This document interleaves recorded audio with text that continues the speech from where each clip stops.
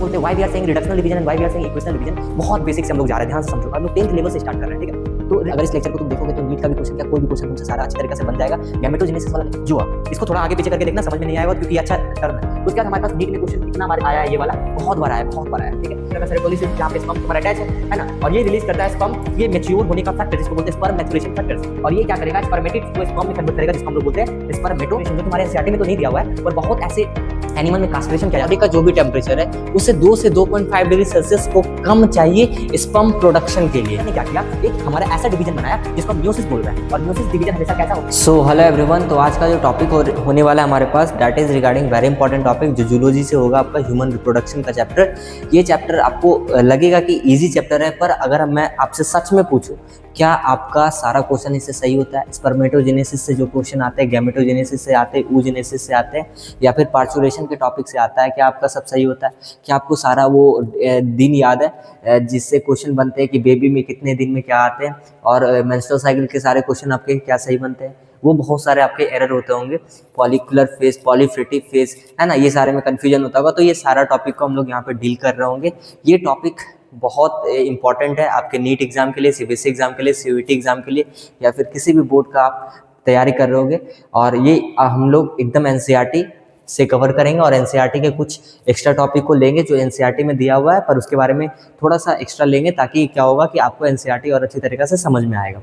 ये जो टॉपिक होता है ये काफ़ी इंपॉर्टेंट है अगर हम बात करते हैं सारे एग्जाम को लेके, ठीक है। और बात रहा कि बहुत लोग ग्रुप में ऐड हो गए हैं, अभी भी अगर कोई ऐड नहीं हुए हैं तो जो एकेडमिक स्टूडेंट है वो मेरे को मैसेज करें, मैं उसको ऐड कर दूंगा। और हम लोग आज का टॉपिक को स्टार्ट करते हैं।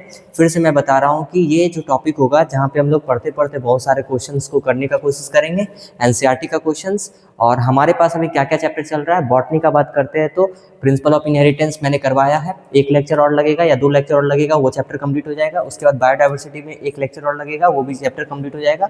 और एक चैप्टर और ओपन है, sexual reproduction in flowering plant, जो मैंने कल लेक्चर अपलोड किया था, उसका भी 1 लेक्चर और लगेगा और चैप्टर कंप्लीट हो जाएगा। तो इस तरीके से आपका 3 चैप्टर, और ये एक जूलॉजी का एक 4 चैप्टर कंप्लीट हो जाएगा ये वीक के अंदर, ठीक है। तो फिर हम लोग क्या करेंगे कि एक सैम्पल पेपर का सेट मैं तैयार कर रहा हूँ, जिसके बारे में मैं अपडेट जल्दी ही दूंगा, 38 सैम्पल पेपर के बारे में, और मैं वो सारे आपको प्रोवाइड कर रहा हूँ, चाहे ये वीडियो के नीचे या फिर आपको अलग से जो आप ग्रुप में ऐड हो उसमें मैं सारा प्रोवाइड करूँगा। फिर उसका मैं सॉल्यूशन भी आपको ट्राई करूँगा कि दूंगा, ठीक है। तो हम लोग आज का टॉपिक स्टार्ट करते हैं ह्यूमन रिप्रोडक्शन का। तो सबसे पहले अगर मैं आपसे पूछूं कि सर रिप्रोडक्शन का मतलब क्या होता है, ह्यूमन क्या है, तो वी नो डैट कि ह्यूमंस क्या है, हम लोग को पता है। ह्यूमंस के बारे में अगर हम बात करते हैं तो वो क्या है ना, गिव बर्थ। वो क्या करता है, गिव बर्थ। तो सबसे पहले ही आपके जो एनसीईआरटी का जो आप पढ़ोगे तो उसमें लिखा हुआ है कि वी आर विविपेरस, मतलब कि हम लोग गिव बर्थ, हम लोग एक ले नहीं करते, we are not oviparous, we are viviparous, है ना। अब उसके बाद हमारे पास पॉइंट है सर रिप्रोडक्शन का मतलब ही क्या होता है, ध्यान से समझना। रिप्रोडक्शन वर्ड का मतलब क्या होता है कि जब कोई भी पेरेंट्स अपने जैसा एक ऑफस्प्रिंग को प्रोड्यूस करता है, व्हेन इन्वॉल्वमेंट ऑफ, अगर बात करते हैं sexual reproduction, there is a 2 parents involvement, but in sexual reproduction only 1 parents involvement. तो रिप्रोडक्शन का सीधा सा मतलब होता है जब कोई भी स्पीसीज अपने जैसा एक स्पीसीज को प्रोड्यूस करता है, उसको हम रिप्रोडक्शन बोलते हैं। अब अगर सेक्सुअल मेथड है तो उसमें 2 पेरेंट्स का इन्वॉल्वमेंट होगा, 2 पेरेंट्स मेल नहीं, 2 अपोजिट पेरेंट्स, दैट मीन्स कि मेल और फीमेल का इन्वॉल्वमेंट होगा, और तब जाके गैमेट का फॉर्मेशन होगा, फिर फर्टिलाइजेशन, फिर जाइगोट, फिर एक बेबी का प्रोडक्शन होगा। फिर उसके बाद हमारे पास पॉइंट आता है कि सर इस एग्जाम में जो हमारा नीट का, सीबीएसई का, सीयूईटी का अच्छा वेटेज है, 12th के चैप्टर का अच्छा वेटेज ही होता है, ये आपका जूलॉजी का सबसे पहला चैप्टर में आता है। अगर हम देखते हैं कि इसमें नीट में भी 3 क्वेश्चन 4 क्वेश्चन लगभग देखने को मिल जाता है, 3 क्वेश्चन तो फिक्स रहता है जो आपका इस टॉपिक से बनता है, और टॉपिक फिक्स है, स्पर्मेटोजेनेसिस, oogenesis, उसका मेंस्ट्रुअल साइकिल, ये सबसे क्वेश्चन हर बार बनते हैं। और सीबीएसई में आपका क्या है, इंपॉर्टेंट क्वेश्चन आप एनसीईआरटी से करो और उसके बाद उसका सैंपल वर्ड लगाना स्टार्ट करो, आपको सब समझ में आएगा। तो हम लोग टॉपिक को स्टार्ट करते हैं बिना डिले। सबसे पहला पॉइंट अगर हम तुमसे पूछे कि सर ये जो हमारे पास रिप्रोडक्शन होता है उसके लिए क्या रिस्पॉन्सिबल है, तो तुम बोलोगे क्या कि जब हम बात करते हैं रिप्रोडक्शन के बारे में, तो रिप्रोडक्शन के बारे में तो हम समझ लिए कि रिप्रोडक्शन होता कैसे, ठीक है। फिर भी हम लोग देखते हैं कि we have a 2 mode of reproduction, एक है हमारे पास सेक्सुअल रिप्रोडक्शन, एक है हमारे पास असेक्सुअल रिप्रोडक्शन, ठीक है। अगर हम बात करते हैं sexual reproduction, 2 parents involvement, asexual reproduction 1 parents involvement, ये सारा चीज पता है सर। सेक्सुअल रिप्रोडक्शन में वी हैव, अगर हम बात करते हैं किसके किसके अंदर होता है, जैसे कि मान लेते हैं ह्यूमंस के अंदर, आज हम लोग ह्यूमन रिप्रोडक्शन पढ़ रहे हैं, एनिमल्स के अंदर, ठीक है। ये सारा ह्यूमंस में होता है, एनिमल्स में होता है।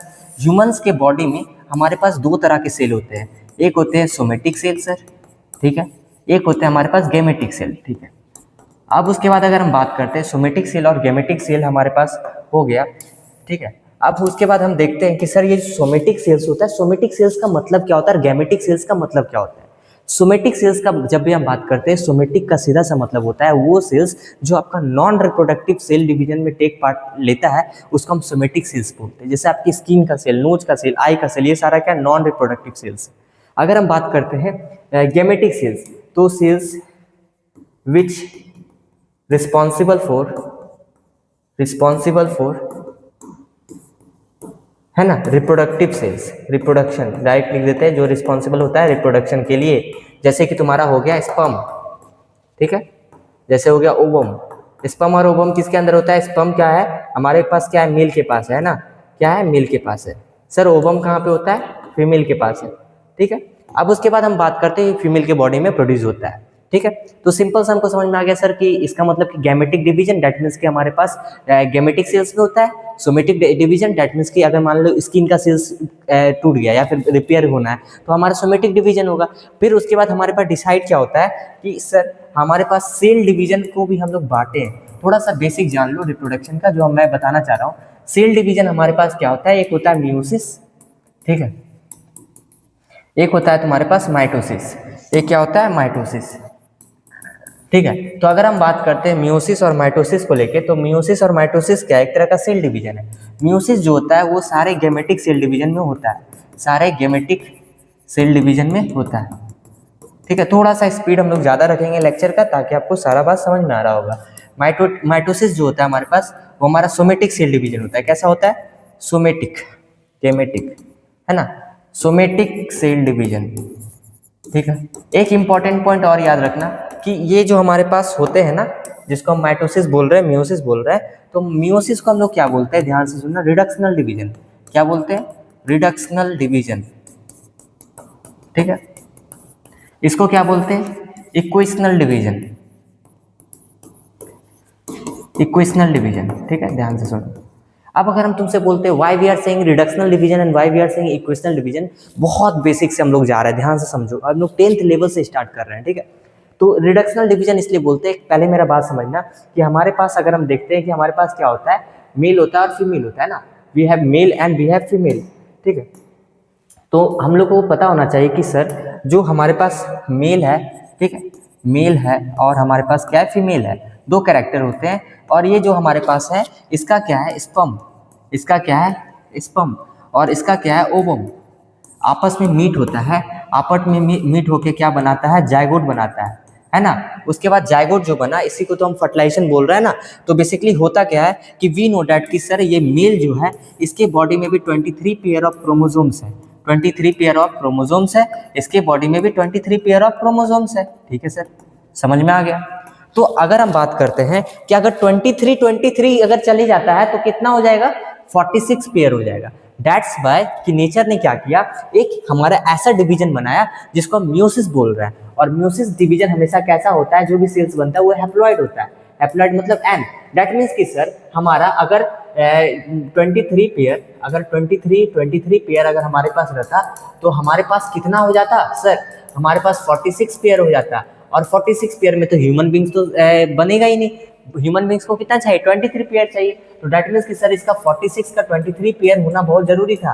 दैट मीन्स कि अगर ये 2n है तो इसको n होना जरूरी था। दैट मीन्स कि हमारे पास 23 पेयर क्रोमोसोम्स, 23 पेयर क्रोमोसोम्स, एक ऐसा सेल डिवीजन बहुत जरूरी था हमारे बॉडी में, जिससे क्या हो जाए कि हमारे पास जो जायगोट बने उसमें हमारे पास क्या हो जाए? वो 23 पेयर ही क्रोमोसोम्स आए हमारे पास। समझ में आया? तो इसीलिए सेल्स क्लास 11 के सेल साइकिल सेल डिवीजन के चैप्टर में ये पॉइंट लिखा हुआ है एनसीईआरटी का लाइन में कि जितने भी हमारे पास ऑर्गेनिजम्स है वो सिंगल सेल से बने हैं, और वो सिंगल सेल क्या? जायगोट है। तुम सोचोगे कि मेल और फीमेल गैमेट से बने हुए हैं, हाँ बने हुए हैं उससे, पर फर्टिलाइजेशन होकर जायगोट बनता है और उस जायगोट में 23 पेयर ऑफ क्रोमोसोम्स है ना, ये समझना था। अब उसके बाद हमारे पास पॉइंट क्या है, ध्यान से समझना कि क्रोमोसोम्स भी हमारे पास क्या होते हैं, ध्यान से देखो।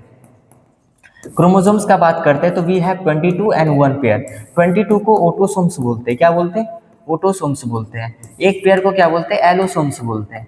सर ये जो ऑटोसोम्स होता है इसको हम क्या बोलते हैं? सोमेटिक के लिए रिस्पॉन्सिबल होता है, इसको हम बोलते हैं सेक्स क्रोमोसोम्स, क्या बोलते हैं, सेक्स क्रोमोसोम्स। इसको ऑटोसोम्स को क्या बोल रहे हैं हमारे पास, ये सेक्स क्रोमोसोम्स नहीं है, और ये हमारा क्या है, सेक्स क्रोमोसोम्स है, जिसको एलोसोम्स हम लोग बोलते हैं।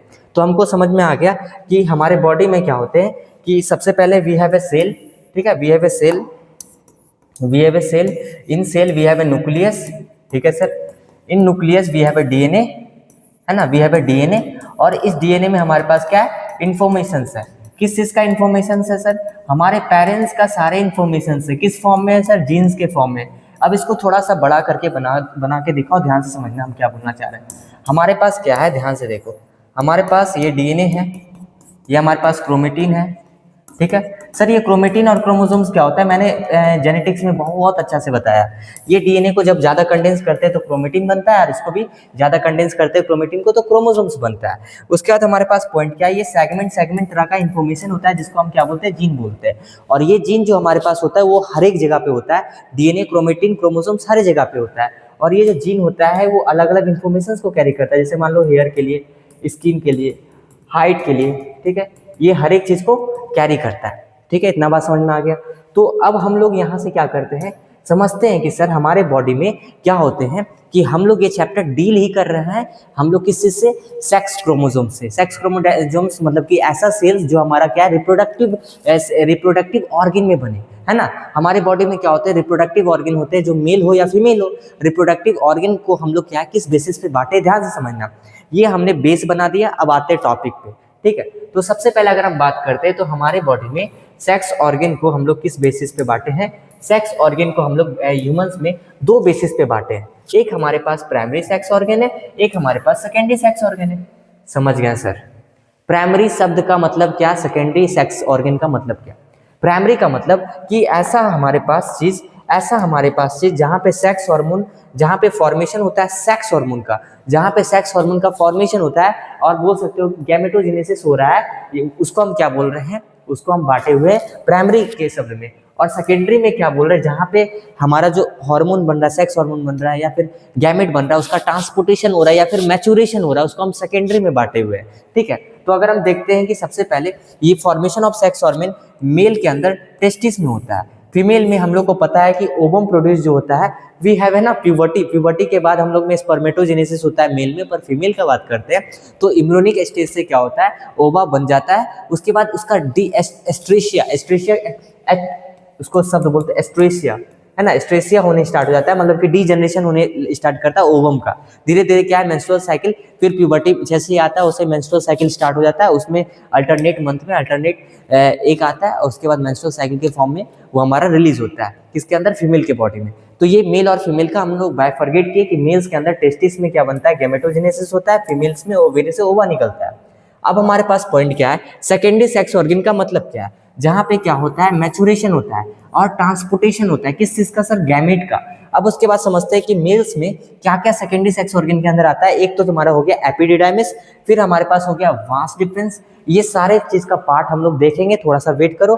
फिर हमारे पास है एजैकुलेटरी डक्ट, फीमेल्स के अंदर ओविडक्ट, यूट्रस, सर्विक्स, इटिस, ये सारा किसके अंदर आता है, यही सब के अंदर आता है। अब देखो ध्यान से देखो, हमारे पास प्राइमरी हो गया, सेकेंडरी सेक्स ऑर्गन हो गया। अब हमारे पास पॉइंट क्या है, ध्यान से देखना, हमारे पास पॉइंट ये है कि मेल रिप्रोडक्टिव ऑर्गन और फीमेल रिप्रोडक्टिव ऑर्गन को हम लोग समझते हैं। सबसे पहले मेल में क्या होता है, स्पर्मेटोजेनेसिस होता है। स्पर्मेटोजेनेसिस से क्या बनेगा सर, स्पर्म बनेगा।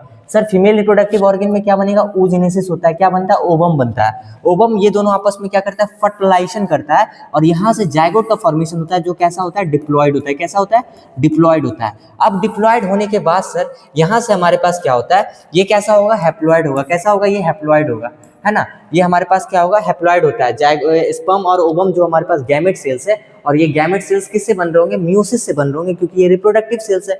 अब उसके बाद हमारे पास क्या होता है, फिर धीरे धीरे हमारे पास ये मोरूला बनेगा, ये जिसको हम 8 to 16 सेल स्टेज बोलते हैं। उसके बाद ये ब्लास्टुला बनेगा, और ब्लास्टुला का यहाँ पे इम्प्लांटेशन होता है। कहाँ पे इम्प्लांटेशन होता है, यूट्रस के अंदर इम्प्लांटेशन होता है, और ये जो इम्प्लांटेशन होता है ये इसको हम ब्लास्टोसिस्ट बोलते हैं। उसके बाद क्या होगा, बेबी का डेवलपमेंट होगा, जो जिसको हम बोलते हैं डेवलपमेंट ऑफ एम्ब्रियो। फिर एम्ब्रियोजेनेसिस होता है, जिसको गेस्टेशन पीरियड 9 मंथ का बोलते हैं। फिर हमारा डिलीवरी का पीरियड होता है, जिसको हम बोलते हैं पार्चुरेशन। फिर उसके बाद बेबी बर्थ जब होता है तो उसको फीड किया जाता है, जिसको हम बोलते हैं लैक्टेशन। ठीक है, अब आगे आते हैं। नेक्स्ट पॉइंट हमारे पास मेल रिप्रोडक्टिव सिस्टम से पहले हम लोग देखते हैं और भी कुछ इंपॉर्टेंट पॉइंट, ठीक है, ध्यान से देखते हैं। सबसे पहले अगर हम तुमसे पूछे कि मेल रिप्रोडक्टिव सिस्टम में को कहाँ पे लोकेटेड है, तुम बोलोगे पेल्विक रीजन। पेल्विक रीजन मतलब कि हमारा कमर वाला रीजन को हम पेल्विक रीजन बोलते हैं। और अगर हम देखते हैं कि इसमें क्या क्या है, मेल रिप्रोडक्टिव सिस्टम का बात करते हैं तो इसमें टेस्टिकल्स होते हैं जिसको हम टेस्टिस बोलते हैं, और हमारे पास कुछ डक्ट होते हैं। कुछ डक्ट को हम एसेसरी डक्ट के नाम पे रखे हुए, और डक्ट में हमको क्या याद रखना है, rete testis, vasa efferentia, vas deferens, epididymis. Glands कुछ प्रेजेंट है जिसमें सबसे पहला ग्लैंड है प्रोस्टेट, जो कैसा होता है, सिंगल होता है। कैसा होता है, सिंगल होता है, बहुत इंपॉर्टेंट। प्रोस्टेट ग्लैंड कैसा होता है, सिंगल होता है। सेमाइनल वेसिकल्स कैसा होता है, पेयर में होता है। उसके बाद कॉपर्स ग्लैंड को ही हम बोलते हैं बल्बो यूरेथ्रल ग्लैंड, जो कैसा होता है, एक पेयर में होता है। सर अब आगे आते हैं। अब ये सबका जो सिक्रेशन होता है, prostate gland, seminal vesicle, Cowper's gland जिसको बल्बो यूरेथ्रल ग्लैंड बोलते हैं, ये हमारा सेमाइनल प्लाज्मा और स्पर्म का सिक्रेशन करता है। फिर हम लोग फिर से एक बार देखते हैं पेल्विक रीजन क्या क्या है, टेस्टिकल्स है, कुछ डक्ट्स है, ठीक है। और डक्ट्स कहाँ, जब हम लोग ट्रांसवर्स सेक्शन टेस्टिस का करेंगे तो उस वक्त हम लोग देखेंगे कि कौन सा डक्ट्स कहाँ पे। Rete testis, vasa efferentia, vas deferens, epididymis, this are accessory duct. कुछ ग्लैंड है जो हमारा सिंगल कौन सा है, prostate, seminal vesicles, Cowper and bulbourethral pair में होता है, ठीक है। आगे देखते हैं। देखो अब हमारे पास क्या है, टेस्टिस का हम लोग क्या है, एक फिगर लिए हैं, और हमको पता होना चाहिए कि जो टेस्टिकल्स होते हैं उसका ओरिजिन कैसा होता है, मेसोडर्मल होता है। कैसा होता है, मेसोडर्मल होता है। सर ओरिजिन कैसा होता है, मेसोडर्मल होता है। अब एक इंपॉर्टेंट पॉइंट क्या समझना, कि बहुत इंपॉर्टेंट पॉइंट क्या है कि यहाँ पे हम लोग क्या देखेंगे कि फिगर्स से हम लोग ट्राई करेंगे कि बहुत सारा चीज़ को समझने का। जैसे कि हम टेस्टिस का बात करते हैं तो टेस्टिस में हमको क्या क्या समझना है, male reproductive organ produce sperm और टेस्टोस्टेरोन। यहाँ पे क्या होता है, स्पर्म बनता है और टेस्टोस्टेरोन। ये सबसे पहले टेस्टिस किसका पार्ट है, मेल रिप्रोडक्टिव ऑर्गन का। क्या क्या बनता है यहाँ पे, स्पर्म बनता है, टेस्टोस्टेरोन। इसका लोकेशन का बात करते हैं, situated outside the abdominal cavity in a sac of skin, जिसको हम बोलते हैं स्क्रोटम, ठीक है। अब उसके बाद पॉइंट है कि सर इसका लोकेशन कहाँ पे है टेस्टिस का, तो ये स्क्रोटम में होता है, पॉच लाइक स्ट्रक्चर जिसको हम लोग बोल रहे हैं। रोल क्या है स्क्रोटम का, ठीक है। तो ये क्या करता है, it keeps the testis at a temperature 2 से 2.5 डिग्री सेल्सियस। दैट मींस, ध्यान से सुनना, तुम्हारे बॉडी का जो भी टेम्परेचर है उससे 2 से 2.5 डिग्री सेल्सियस को कम चाहिए स्पर्म प्रोडक्शन के लिए। इसीलिए क्या होता है, बहुत सारे ऑर्गेनिज्म, दैट मींस कि जितने भी ह्यूमन बींग्स है या फिर एनिमल्स है, बहुत ऐसे एनिमल्स है जहाँ पे स्क्रोटम बाहर होता है, मेनली देखा जाता है बाहर स्क्रोटम मेल के अंदर। फीमेल अगर हम बात करते हैं कि कुछ ऐसे ऑर्गेनिजम्स जहाँ पे स्क्रोटम अंदर होता है, जैसे प्रोटोथेरियंस, एलिफेंट, वेल, जहाँ पे क्या होता है, बॉडी जिसका बहुत बड़ा होता है, ठीक है। तो उसके लिए नेचर ने क्या किया, स्क्रोटम को अंदर बनाया, वहाँ पे काउंटर करंट मैकेनिज्म्स के थ्रू स्पर्म का प्रोडक्शन हो जाता है बॉडी के अंदर। पर अगर हम बात करते हैं कि जो हमारा मेल्स के अंदर बात करते हैं, तो मेल्स में हमारा क्या होता है कि जो भी हमारा स्क्रोटम होता है वो बॉडी के बाहर होता है। क्यों होता है, क्योंकि we require 2 to 2.5 degree Celsius कम बॉडी का टेम्परेचर, ताकि स्पर्म का प्रोडक्शन हो सके, स्पर्मेटोजेनेसिस हो सके। अब उसके बाद हमारे पास पॉइंट क्या है, ध्यान से समझना, कि ये जो टेम्परेचर है which is necessary for synthesis of sperm. हर एक टेस्टिस कैसा होता है, ओवल शेप का होता है, जो 4 से 5 सेंटीमीटर का होता है लंबा लेंथ, और इसका विड्थ याद रखो 2.3 सेंटीमीटर। तो 4 से 5 सेंटीमीटर लेंथ, 4 से 5 centimetre length, 2 to 3 centimetre width. It have a 2 scrotal sac. 2 scrotal sac, 2 scrotal sac का मतलब कि यहाँ पे अगर हम बात करते हैं कि टेस्टिकल्स के पास क्या होता है, ये स्क्रोटम अगर हमारे पास है तो स्क्रोटम में 2 स्क्रोटल सैक हम बोलते हैं, ठीक है। अब आगे देखते हैं। अगर हम बात करते हैं, एक टर्म होता है कास्ट्रेशन, जो तुम्हारे एनसीईआरटी में तो नहीं दिया हुआ है, पर बहुत ऐसे एनिमल में कास्ट्रेशन किया जाता है। जैसे कि बुल को है ना, हम लोग बुलॉक में कन्वर्ट करते हैं ना, साढ़ का क्या क्रशिंग कर देते हैं ताकि उसके एग्रेसिवनेस कम हो जाए। बेसिकली होता क्या है कि अगर क्रशिंग नहीं किया जाए, कास्ट्रेशन नहीं किया जाए, तो बुल को ऑक्स में कन्वर्ट करते हैं ना, तो उसी ताकि वो डोकाइल हो जाए। डोकाइल मतलब कि उसका एग्रेसिवनेस थोड़ा कम हो जाए। अगर ऐसा किया जाए तो वो ज़्यादा फोकस होके अपना काम करता है ना, वर्क जो हम लोग क्या करते हैं कि खेत उत में जिससे काम करवाते हैं। तो होता क्या है कि बेसिकली कास्ट्रेशन प्रोसेस किया जाता है। कैसे किया जाता है कास्ट्रेशन, दैट मीन्स कि टेस्टिस को क्रश किया जाता है, रिमूवल ऑफ टेस्टिस, रिमूव कर दिया जाता है टेस्टिस से, ताकि बॉडी में टेस्टोस्टेरोन लेवल थोड़ा कम हो जाए। ये एग्रेसिव एनिमल्स के लिए किया जाता है, ठीक है।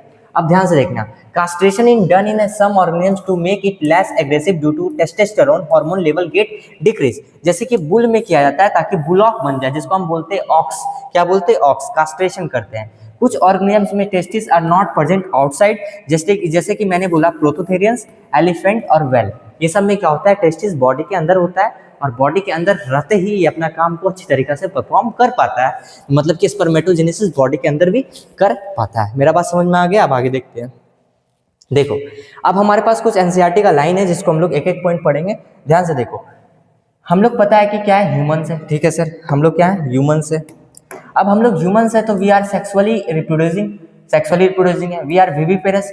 विविपेरस का मतलब क्या होता है कि हम लोग क्या है ना, हम लोग क्या है कि हम लोग गिव बर्थ, हम लोग क्या देते हैं, बर्थ देते हैं। ओविपेरस का मतलब सर हम लोग बर्थ मतलब प्रोड्यूस करते हैं। Reproductive events in human include formation of gamete, जिसको क्या बोल रहा है, गैमेटोजेनेसिस। स्पर्म्स बनता है मेल्स के अंदर, ओवम में फीमेल्स में ओवम बनता है। ये जो ट्रांसफर होता है sperms into female genital tract, जिसको इंसेमिनेशन बोलते हैं, और ये फीमेल जेनिटल ट्रैक्ट में जब जाता है ड्यूरिंग कॉर्टियस या फिर बोल सकते हो इंटरकॉर्स, तो उस वक्त हम क्या बोल रहे हैं कि हमारे पास इंसेमिनेशन शब्द यूज कर रहे हैं और वहां पे फ्यूजन होता है मेल और फीमेल गैमेट का, जिसको हम फर्टिलाइजेशन बोल रहे हैं, leading to the formation of zygote. ये जो फॉलो होता है formation and development of blastocyst, मैंने अभी तुरंत अभी आपको बताया था, देखो ये टर्म मैंने अभी तुरंत आपके लिए यूज किया था, ध्यान से देखना, मैं अभी तुरंत बताया था ना। देखो यहाँ पे, तो यहाँ पे देखो क्या हुआ, फर्टिलाइजेशन हुआ, उसके बाद ब्लास्टोसिस्ट का फॉर्मेशन हुआ ना। देखो हमारे पास क्या है, ब्लास्टोसिस्ट यूट्रस, फिर हमारे पास क्या यूट्रस में इम्प्लांट हो गया ना वो ब्लास्टोसिस्ट। अब देखो यहाँ पे हम वही बात अभी कर रहे हैं एनसीईआरटी लाइन में। देखो तो हमारे पास क्या था कि uterine wall and attachment of uterine wall implantation, embryonic development, फिर गेस्टेशन पीरियड होता है, फिर डिलीवरी होगा और उसके बाद पार्चुरेशन होता है, ठीक है, पार्चुरेशन। फिर उसके बाद हमारे पास क्या, लैक्टेशन का पीरियड है। You have learn this reproductive events occur after puberty, और ये सारे रिप्रोडक्टिव इवेंट जो स्टार्ट होते हैं वो प्यूबर्टी में होते हैं, मेल्स में और फीमेल्स में भी होते हैं। पर अगर हम बात करते हैं कि एम्ब्रियोनिक स्टेज से क्या होता है, ओवा का फॉर्मेशन हो जाता है फीमेल्स के अंदर, पर मेल्स में स्पर्म का प्रोडक्शन बोल सकते हो कि हमारा एडोलेसेंस एज से स्टार्ट होता है, ठीक है। अब आगे देखते हैं।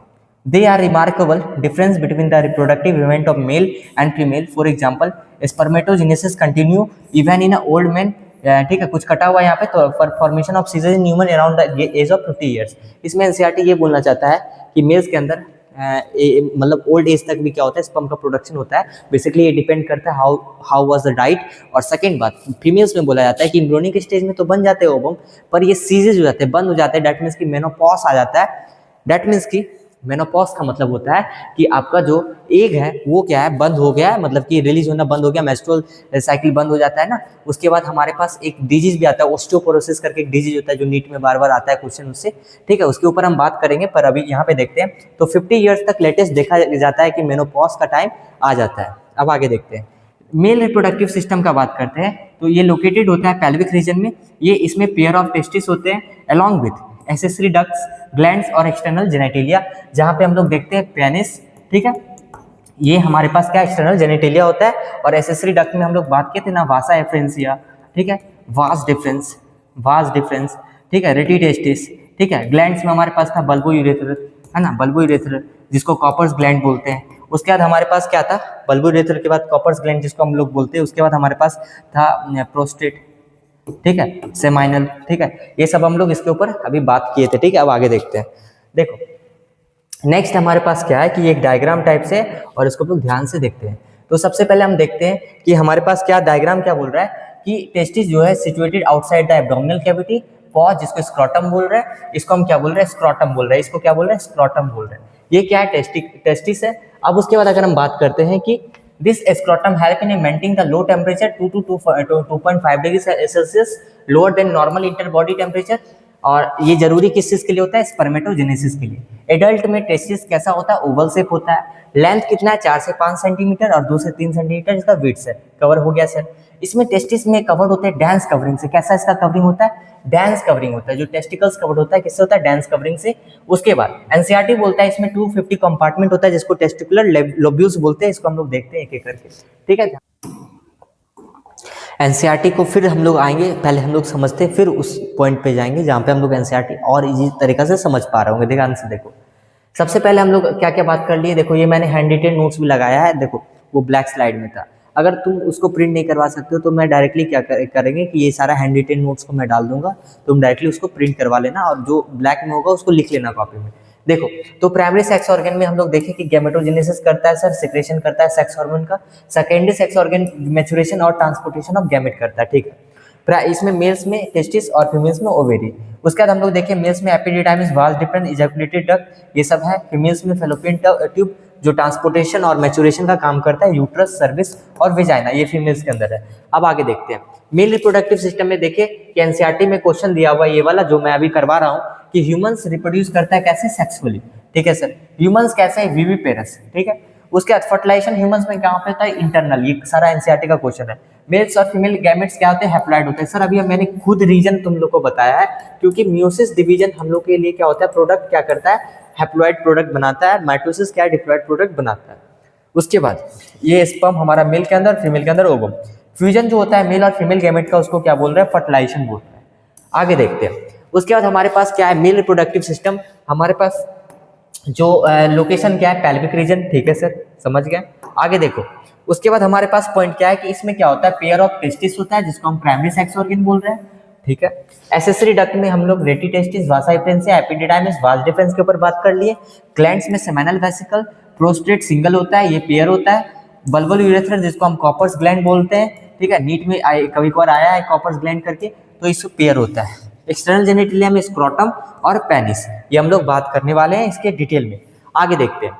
अब उसके बाद हम लोग क्या कर रहे हैं ना, जो टेस्टिकल्स है उसको हम लोग कट करेंगे ना, उसका ट्रांसवर्स सेक्शन कट करेंगे। उसके बाद देखेंगे कि कौन सा पार्ट कहाँ पे है और क्या काम करता है। ध्यान से देखो, सबसे पहले हम लोग को पता होना चाहिए ये क्या है, सेमनीफेरस ट्यूब्यूल्स है।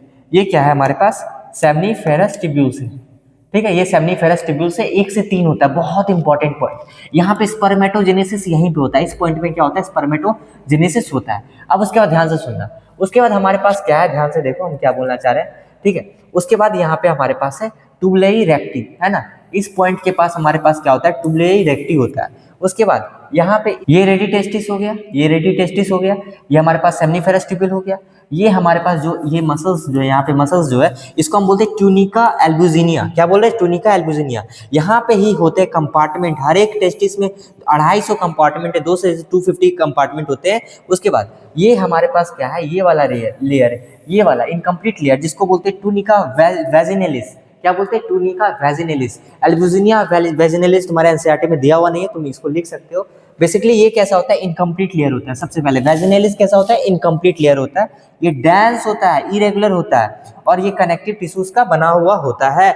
और हम अगर बात करते हैं कि ट्यूनिका एल्बुजिनिया में ही हमारे पास कितना कंपार्टमेंट है, 250 कंपार्टमेंट है हर एक टेस्टिस में। उसके बाद ट्यूनिका वैस्कुलरिस क्या है, प्रेजेंट बिटवीन लोब्यूल्स, मैंने बताया। ये जो हमारे पास वेसिकुलरिस है, वेस्कुलरिस, ये हमारे पास क्या है, जो प्रेजेंट कहाँ पे होता है, हमारे पास लोब्यूल्स की, प्रेजेंट बिटवीन लोब्यूल्स। वासा एफरेंसिया का बात करते हैं तो हमारे पास ये वाला जो पाइप लाइक स्ट्रक्चर बना हुआ है, ये वासा एफरेंसिया है। और ये वाला जो हमारे पास पार्ट है जिसको हम क्या बोल रहे हैं, एपिडिडाइमिस। क्या बोल रहे हैं, एपिडिडाइमिस। ये वाला पार्ट को हम बोलते हैं वास डिफरेंस। क्या बोलते हैं, वास डिफरेंस। उसके बाद अगर हम देखते हैं कि हम इस पार्ट को क्या बोलते हैं, जो एनसीईआरटी में दिया हुआ है, कैप्यूट। क्या बोलते हैं, कैप्यूट। अब उसके बाद हमारे पास क्या पॉइंट है, ध्यान से देखना कि वास डिफरेंस के बाद हमारा स्पर्म का जो अगर फ्लो बात करते हैं, फिर इजैकुलेटरी डक्ट फॉर्मेशन करता है, फिर यूरेथ्रा, ठीक है। ये हमारे पास एक पाथवे टाइप से समझ लो।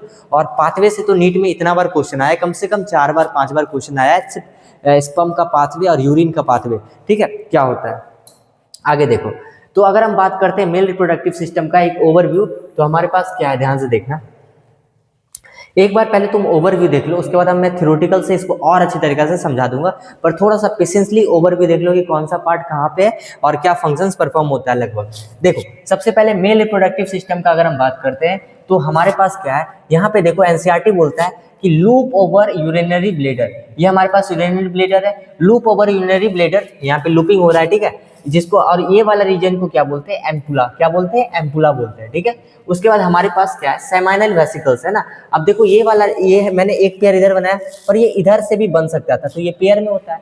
उसके बाद देखो हमारे पास क्या है, ये प्रोस्टेट कैसा है, सिंगल है। कैसा है ये प्रोस्टेट, हमारे पास कैसा है, सिंगल होता है। अब उसके बाद ये हमारे पास मटर का दाना टाइप से, जिसको हम बोलते हैं बल्बो यूरेथ्रल ग्लैंड। क्या बोलते हैं, बल्बो यूरेथ्रल ग्लैंड। उसके बाद ये जो हमारे पास जो है, ये कॉपुलेटरी ऑर्गन जिसको हम पेनिस बोल रहे हैं, यहाँ पे होते हैं 2 तरह के टिश्यूज जिसको हम बोलते हैं इरेक्टाइल टिश्यूज। ये क्या होता है, एनसीईआरटी बोलता है इरेक्टाइल टिश्यूज, पर तुम्हारे बुक में कॉर्पस कैवर्नोसम, ये सब टिश्यूज का नाम नहीं दिया हो तो तुम उसको मत करो, बस याद रखना ये रेक्टाइल टिश्यू होता है। उसके बाद ये फोर स्किन है, और ये सबसे बोल सकते हो टिप लाइक स्ट्रक्चर, इसको ग्लैंस पेनिस बोलते हैं। क्या बोलते हैं? ग्लैंस पेनिस बोलते हैं। और ये हम अब आगे बात करते हैं, देखो ध्यान से देखना। अब उसके बाद हमारे पास क्या है, ये डक्ट सिस्टम है। इधर भी एक डक्ट सिस्टम निकल सकता है, पर हम लोग एक डक्ट सिस्टम को देखते हैं। हमारे पास क्या है, ये कॉर्ड लाइक स्ट्रक्चर होता है जिसको हम बोलते हैं स्पर्मेटिक कोड। क्या बोलते हैं? Spermatic code. यहाँ से हमारे पास पाइप लाइक स्ट्रक्चर, जिसको वास्ट डिफरेंस बोल रहा है, ये जाता है किससे कनेक्ट होता है? टेस्टिकल से। किससे कनेक्ट होता है? टेस्टिकल से। और ये वाला स्ट्रक्चर को हम क्या बोल रहे हैं? इंगुनल कैनाल। ठीक है। और ये हमारे पास स्क्रोटम है जिसको देख रहे हैं, और यहाँ पे जो कनेक्शन है, यहाँ पे जो कनेक्शन है, ध्यान से देखो हम क्या बोलना चाह रहे हैं। यहाँ पे जो कनेक्शन है, जो टेस्टिकल्स को इससे कनेक्ट करके रखा है, वो लिगामेंट, जिसका नाम होता है गुवर्निकुलम। ये भी एनसीईआरटी में नहीं दिया हुआ है। ठीक है। अब उसके बाद देखना, ये जो है जहाँ से यूरिन पाथवे और स्पर्म का पाथवे, जिसको हम यूरेथ्रा बोल रहे हैं, यूरिनोजेनिटल ट्रैक्ट बोल रहे हैं। ठीक है। और अगर हम बात करते हैं यूरेथ्रल मीटस, इस रीजन को क्या बोलते हैं? Urethral meatus. Urethral meatus. ठीक है। आगे देखते हैं। अब देखो, अब हमारे पास क्या क्या पॉइंट है, अगर हम ध्यान से देखते हैं तो हमारे पास क्या क्या पॉइंट है, ध्यान से देखो।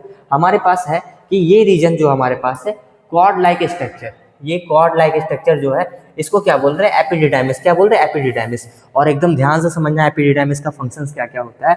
ये मैचुरेशन कराता है स्पर्म्स का, इसका पोजीशन पोस्टीरियर, बहुत इंपॉर्टेंट है, जो एनसीईआरटी में दिया हुआ है कि इसका पोजीशन कैसा होता है? पोस्टीरियर होता है। ठीक है।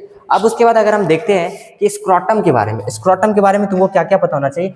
टेम्परेचर मेंटेन करता है, बता दिए, 2 से 2.5 डिग्री सेल्सियस, किसके लिए? स्पर्मेटोजेनेसिस के लिए। नेक्स्ट पॉइंट, एक वर्कशीट टाइप से मैं तुम्हें दे रहा हूँ। वर्कशीट में क्या है, आंसर लिखा हुआ है, कुछ नीट में क्वेश्चन आए हुए हैं, वो मैंने मेंशन कर दिया है। वुमेन्स में क्या है, 50 ईयर्स तक में सीजेस हो जाते हैं। टेस्टिस सिचुएटेड कहाँ पे होता है? पॉस्ट लाइक स्ट्रक्चर, इसको हम स्क्रोटम बोल रहे हैं। देखो नीट में ये भी क्वेश्चन बना हुआ है। Scrotum help in the lower the temperature, कितना? 2.5 डिग्री सेल्सियस। नीट में ये भी आया हुआ है। स्पर्मेटोजेनेसिस रिक्वायर्ड लोअर टेम्परेचर, ये भी आया हुआ है। टेस्टिस का लेंथ 4.5 सेंटीमीटर, और हमारे पास 2.3 सेंटीमीटर विड्थ होता है। टेस्टिस कवर्ड होता है लाइट से नहीं, डेंस कवरिंग से। किससे? डेंस कवरिंग से। और उसके बाद टेस्टिस में टेस्टिकुलर लोब्यूल्स होते हैं, 250 टेस्टिकुलर लोब्यूल्स होते हैं। और सेमनीफेरस ट्यूब्यूल्स के बारे में मैंने बताया था आपको, अभी तुरंत मैंने बताया था। और हर एक लोब्यूल्स में 1 से 3 क्या होते हैं? सेमनीफेरस ट्यूब्यूल्स होते हैं, जहाँ पे स्पर्म का प्रोडक्शन होता है। स्पर्मेटोजेनेसिस कहाँ पे होता है? सेमनीफेरस ट्यूब्यूल्स में।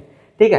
तो सिंगल टेस्टिस में कितने हैं? 250 से 50 तक अगर देखते हैं हमारे पास यहाँ पे क्या सेमनीफेरस ट्यूब्यूल्स है। और ये सेमनीफेरस ट्यूब्यूल्स होते हैं, ये 2 तरह का सेल से लीन होते हैं। लीन मतलब कि यहाँ पे लाइनिंग होता है 2 तरह का सेल से। मैं अभी डायग्राम से आपको दिखाऊंगा, थोड़ा सा पेशेंस रखो, बस तुम डेटा को अभी डाइजेस्ट करने का कोशिश करो। थोड़ा सा स्पीड ज़्यादा लग रहा होगा, पर मैं एक ही बात को बहुत बार रिपीट कर रहा हूँ, तो तुमको सब समझ में आ जाएगा। तो एनसीईआरटी को मैं भी रीड करा रहा हूँ, तो तुम खुद से भी करो। ठीक है। उसके बाद हम लोग बहुत क्वेश्चन को करेंगे। मेल जर्म सेल होते हैं और सेरोटोनिन सेल्स होते हैं, जिसको हम स्पर्म की मम्मी बोलते हैं, जो क्या करता है? प्रोवाइड करता है न्यूट्रिशन। आगे हमारे पास क्या है सर? मेल जर्म सेल जो होता है वो म्यूटिक डिवीजन करता है। ठीक है। वी नो दैट कि हैप्लॉइड प्रोडक्ट बनाएगा, और मेल जर्म सेल्स है तो म्यूटिक डिवीजन करेगा ही। उसके बाद इंटरस्टिशियल स्पेस, जिसको इंटरस्टिशियल स्पेस बोल रहा है, ये ऐसा रीजन होता है सेमनीफेरस ट्यूब्यूल्स के आसपास वाले रीजन को इंटरस्टिशियल स्पेस बोलते हैं। यहाँ पे क्या क्या होते हैं, पहले ड्राइंग से समझो, फिर समझ में आएगा। देखो, ट्रांसवर्स सेक्शन ऑफ टेस्टिस में जब हम एक पॉइंट को लिए थे, इसको हम थोड़ा सा जूम कर रहे हैं। ठीक है। इस रीजन को अगर हम जूम करते हैं, ध्यान से देखना। ठीक है। इस रीजन को अगर हम जूम करते हैं तो हमको कुछ ऐसा दिखेगा। क्या दिखेगा हमको? क्या क्या दिखेगा? ध्यान से देखो। हमारे पास क्या क्या पॉइंट है, ध्यान से देखो।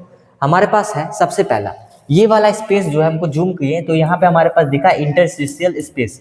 ठीक है। ये रीजन जो है हमारे पास सेमनीफेरस ट्यूब्यूल्स के आसपास वाले रीजन को इंटरस्टिशियल स्पेस बोल रहा है। उसके बाद यहाँ पे कुछ सेल्स होते हैं जिसको बोलते हैं इंटरस्टिशियल सेल्स, और जिसको लेडिक सेल्स बोलते हैं। ठीक है। और साथ के साथ तुमको पता होना चाहिए कि यहाँ पे और साथ के साथ इम्यूनोलॉजिकल कॉम्पिटेंट सेल्स होते हैं, जिसको एक तरह का WBC बोलते हैं, जो इम्यूनिटी रिस्पॉन्स में काम आता है। ये हमारा क्या है, लेडिक सेल्स जो है वो रिलीज करता है एंड्रोजन, और जिसको हम टेस्टोस्टेरोन। और ये क्या करता है, ध्यान से सुनना, स्पर्मेटोगोनिया को हमारे स्पर्मेटिड में कन्वर्ट करता है। ये क्या करता है? स्पर्मेटोगोनिया को स्पर्मेटिड से कन्वर्ट करता है, और स्पर्मेटिड से हमारा स्पर्म में कौन कन्वर्ट करता है, जिसको हम स्पर्मेटोजोआ बोल रहा है। यहाँ पे हमारे पास होते हैं सेमनीफेरस ट्यूब्यूल्स, और ये है सेरोटोनिन सेल। देखो इस तरह का सेरोटोनिन सेल जहाँ पे स्पर्म तुम्हारा अटैच है ना, और ये रिलीज करता है स्पर्म के मैच्योर होने का फैक्टर, जिसको बोलते हैं स्पर्म मैच्योरेशन फैक्टर्स। और ये क्या करेगा? स्पर्मेटिड को स्पर्म में कन्वर्ट करेगा, जिसको हम लोग बोलते हैं स्पर्मेटोजोआ।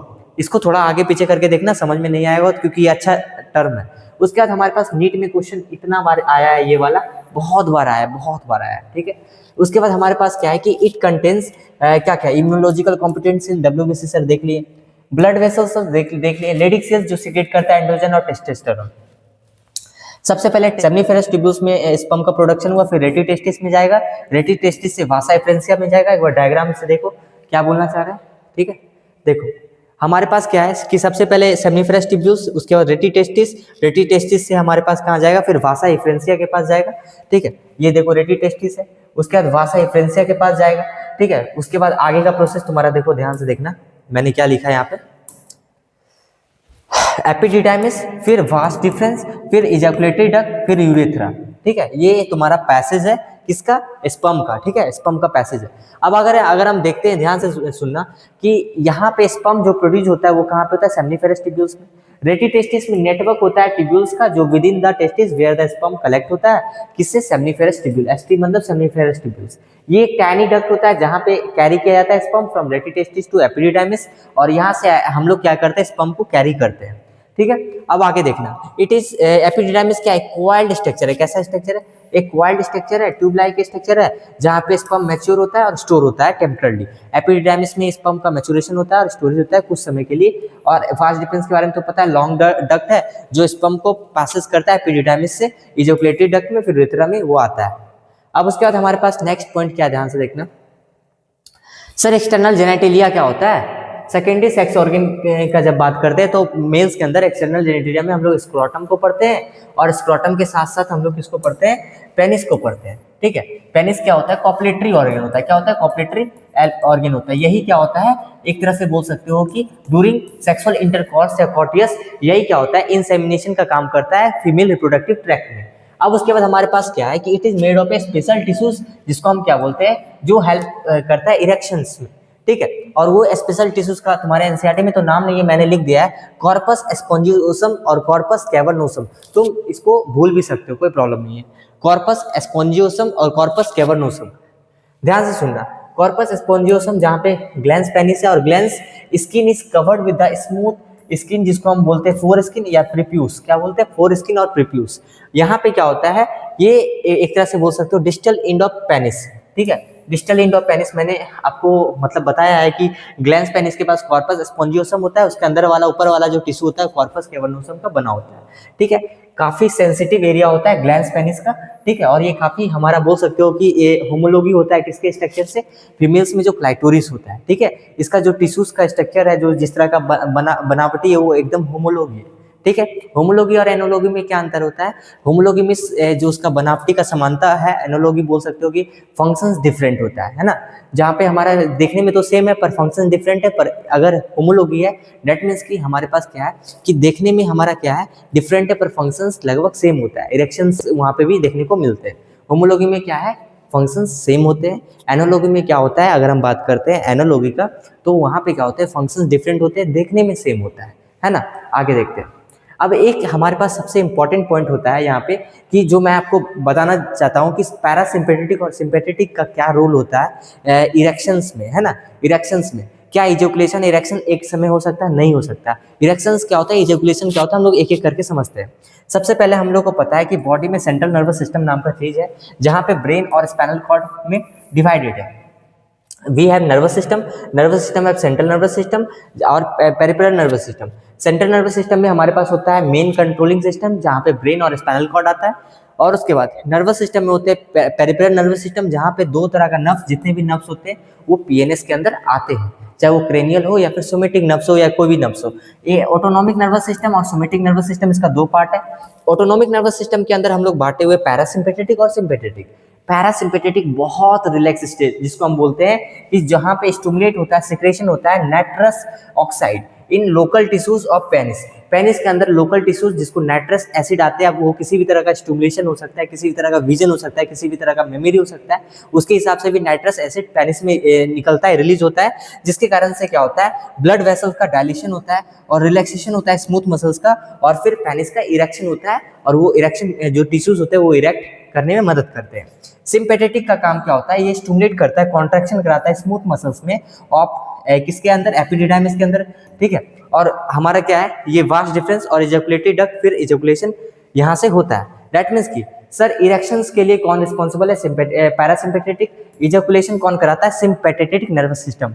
सिंपैथेटिक नर्वस सिस्टम, एक साथ इरेक्शन और इजैकुलेशन नहीं हो सकता। अगर इरेक्शन है तो उस वक्त इजैकुलेशन नहीं होगा, इजैकुलेशन हो गया तो फिर इरेक्शन नहीं होता, ठीक है। तो यहाँ पे ये सिस्टम तुमको ये बताना चाहता है, पैरासिम्पेथेटिक जहाँ पे नाइट्रस एसिड निकलेगा और ये नाइट्रस एसिड नहीं, नाइट्रस ऑक्साइड लोकल टिश्यूज में निकलेंगे पेनिस के और उसको इरेक्शन कराएंगे।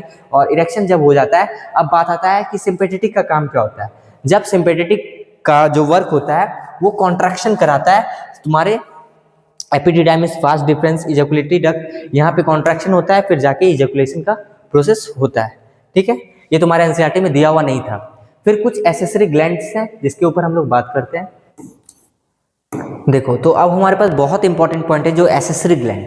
एसेसरी ग्लैंड का अगर हम बात करते हैं तो सबसे पहले सेमिनल वेसिकल्स, प्रोस्टेट, बल्बोयूरेथ्रा और कॉपर्स ग्लैंड, ये तीनों हम लोग देखे थे, जहाँ पे ये भी बोले थे कि ये पेयर्ड होता है सर। और हमारे पास प्रोस्टेट क्या होता है, सिंगल होता है ना, बेचारा सिंगल है। और ये कैसा है, बल्बोयूरेथ्रा कैसा है, पेयर्ड है, ठीक है। अब आगे देखते हैं। अब उसके बाद सेमिनल वेसिकल्स का बात करते हैं तो ये सीक्रेट करता है म्यूकस और watery alkaline fluid that contain fructose. ध्यान से सुनना हम क्या बोलना चाह रहे हैं। सेमिनल वेसिकल्स क्या होता है, ये एक तरह का secret mucus and watery alkaline fluid जिसमें क्या होता है, फ्रक्टोज होता है, which provide energy to the sperm. तो मेनली देखा जाए तो हमारा सेमिनल वेसिकल्स क्या करता है, स्पर्म्स को एनर्जी प्रोवाइड करता है ना। फ्रक्टोज सिक्रेशंस होता है वो, उसमें फ्रक्टोज होता है। और बेसिकली फोरेंसिक स्टडी में एनी इलीगल सेक्स में क्या होता है, जब अगर फीमेल्स जेनिटल ट्रैक्ट में अगर फ्रक्टोज का अगर मिला सैंपल, इसका मतलब कि इंटरकॉर्स हुआ है। और ये इलीगल सेक्स में, ये फोरेंसिक स्टडीज में ये रिसर्च किया जाता है। बेसिकली फ्रक्टोज टेस्ट भी करके बोलते हैं, जहाँ पे रेप टेस्ट में ये सारा फ्रक्टोज का स्टडी किया जाता है, ठीक है। तो ये फ्रक्टोज बहुत इंपॉर्टेंट है जो सेमिनल वेसिकल्स का सिक्रेशंस है। आगे देखते हैं, ये स्पर्म्स को एनर्जी प्रोवाइड करता है, ठीक है। अब आगे देखते हैं प्रोस्टेट ग्लैंड, ये प्रोड्यूस करता है milky secretion which forms a considerable amount part of semen. Secretions contain citric acid, secretions में क्या होता है, सिट्रिक एसिड होता है, लिपिड्स होता है और एंजाइम्स होता है। Secretion of prostate glands nourishes and activates the spermatozoa to swim. अब देखो ध्यान से सुनना, ये तो सबसे पहले प्रोस्टेट ग्लैंड क्या है, मिल्की सिक्रेशन प्रोवाइड कर रहा है। सिक्रेशंस में सिट्रिक एसिड है, लिपिड्स है और कुछ एंजाइम्स होता है। प्रोस्टेट ग्लैंड क्या करता है, नरिश करता है और एक्टिवेट करता है स्पर्मेटोजोआ को, ताकि वो इजिली स्विम कर सके ना फीमेल रिप्रोडक्टिव ट्रैक्ट में। बल्बोयूरेथ्रा ग्लैंड का हमेशा एग्जाम में आता है लुब्रिकेटिंग करना पेनिस को, ठीक है। तो attach to the urethra below the prostate gland, इसका लोकेशन हो गया। सीक्रेट म्यूकस फ्लूइड जो क्या करता है, लुब्रिकेशन करता है पेनिस को, है ना। अब आगे देखते हैं सेमिनल प्लाज्मा हम क्या बोलते हैं, जब इसका सिक्रेशन और इसका सिक्रेशन, ये तीनों का सिक्रेशन मिलता है तो एनसीईआरटी बोलता है ये सिक्रेशन को सेमिनल प्लाज्मा बोलते हैं। Secretion of this gland constitute seminal plasma which are the rich in fructose, calcium and certain enzymes. आगे देखते हैं, आगे हमारे पास कुछ एनसीईआरटी के लाइंस को मैंने स्टेटमेंट बना दिया। अगर तुमको अपने से नोट्स अगर बन रहा है तो ठीक है बनाओ, अदरवाइज तुम क्या करो कि वो शॉर्ट नोट जो है उसको तुम कॉपी में स्क्रिबल करके जल्दी जल्दी लिखो, बार बार उसी को पढ़ना। और एनसीईआरटी क्वेश्चन को तो करना है, अभी मैं करवाऊंगा 2-3 क्वेश्चन। अगर इससे भी कुछ पॉइंट इंपॉर्टेंट लग रहा है कि जो थ्योरेटिकल पॉइंट है उसको तुम कवर कर लो, क्योंकि ये इजी भाषा में यहाँ पे लिखा होगा। एनसीईआरटी जब मैं रीड कर रहा था तुमको लगा होगा कि थोड़ा सा टफ है, क्योंकि उसमें स्टेटमेंट्स उसमें कुछ इस तरह करके पॉइंट ही नहीं बना रहा था, इसीलिए वो टफ लगता है। तो हमारे पास क्या है कि एनसीईआरटी का और भी कुछ पॉइंट है जो हम लोग पढ़ लिए। अब थोड़ा सा हम लोग इसको थ्योरेटिकल में देखते हैं। हर एक सेमनीफेरस ट्यूब्यूल्स में होते हैं 2 तरह के सेल्स, जहाँ पे मेल जम सेल्स होते हैं, जहाँ पे स्पर्मेटोगोनिया है ना, मेल जम सेल्स जिसको स्पर्मेटोगोनिया बोल रहे हैं, और Sertoli cells. Spermatogonia meiotic division करता है और उसके बाद स्पर्म्स का प्रोडक्शन होता है। और जो सेरोटोली सेल्स होता है, बहुत जगह उसको नर्व सेल्स भी बोलते हैं, जो प्रोवाइड करता है न्यूट्रिशन। किसको प्रोवाइड करता है, जम सेल्स को। Region outside the seminiferous tubules, जिसके अंदर होते हैं इंटरस्टिशियल सेल्स, लेडिक सेल्स, और लेडिक सेल्स सिंथेसिस करते हैं मेल हार्मोन जिसको हम बोलते हैं एंड्रोजन, जिसको टेस्टोस्टेरोन बोलते हैं। ये सारे characteristic, sex characteristic, sexual characteristic जो मेल्स के अंदर होते हैं वो टेस्टोस्टेरोन नहीं तो रिस्पॉन्सिबल होता है। एसेसरी डक्ट सिस्टम में हमारे पास होता है वासा एफरेंसिया, जहाँ से सेमनीफेरस ट्यूब्यूल जहाँ से ओपन होता है through the Vasa एफरेंसिया through rete testis. Several Vasa एफरेंसिया open into epididymis, जो स्पर्म को कैरी करेगा आउटसाइड द टेस्टिस। एपिडिडाइमिस है क्या, एक लॉन्ग कॉइल ट्यूब है जिसके बारे में बात की, देखो पोस्टीरियर लिखा हुआ है, posterior surface of testis is it continue as the vas deferens. उसके बाद ascend to the abdominal loop over the urinary bladder, है ना, लूप बनाता है। और ये सारा पॉइंट हम लोग डिस्कस कर चुके हैं। एपिडिडाइमिस टेम्पोरली स्टोर करता है non motile and immature sperms को। एपिडिडाइमिस मैच्योर स्पर्म्स को तो नहीं स्टोर करता होगा, नॉन मोटाइल और इमेच्योर स्पर्म्स को वहाँ पे मैच्योरेशन होता है। आगे देखो, जो मैंने प्रैक्टिकल में आपको दिखाया था ट्रांसवर्स सेक्शन टेस्टिस का, जहाँ पे हमारे पास क्या है देख सकते हो, लेडिक सेल्स है और उसके बाद इंटरस्टिशियल सेल्स है, स्पर्मेटोगोनिया वाला सेल यहाँ पे है ना। उसके बाद स्पर्मेटोजोआ भी यही दिख रहा है आपको, सेरेटोली सेल्स के बारे में यहाँ पे देखो, ठीक है। तो ये हम लोग देखे भी थे प्रैक्टिकल जब कर रहे थे, तो ट्रांसवर्स सेक्शन देखे थे ना टेस्टिस का, जो हम लोग का एक्सपेरिमेंट में हुआ था।